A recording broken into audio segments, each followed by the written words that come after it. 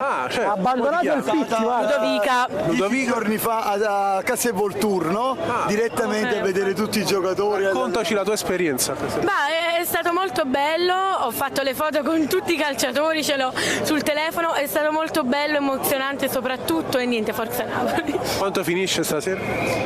Non lo so, credo 2-0, però non vorrei parlare troppo in Una Toscana scaramantica. Bravissima, da buon napoletana. Buona napoletana, invece secondo il papà anche lui. Ma secondo me il Napoli vince 3-1.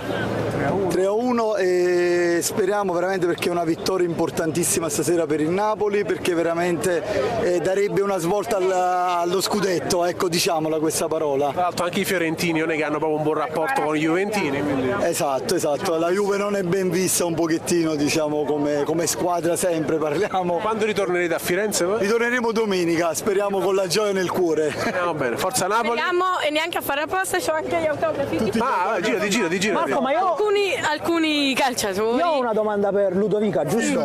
Ma Luciano Spalletti come l'hai visto? Allora, io a dire la verità, io ho detto, mister, ma quest'anno lo scudetto lo vinciamo? E lui mi ha detto, allora puoi dire anche un'altra cosa, perché è scontato che lo vinciamo. Ero Ah, quindi si va per il triplete. sì. Grazie ragazzi, buona Tra l'altro in partita. toscano, anche lui è toscano. Sì, esatto, infatti l'accento proprio, mamma mia. Molto disponibile Spalletti,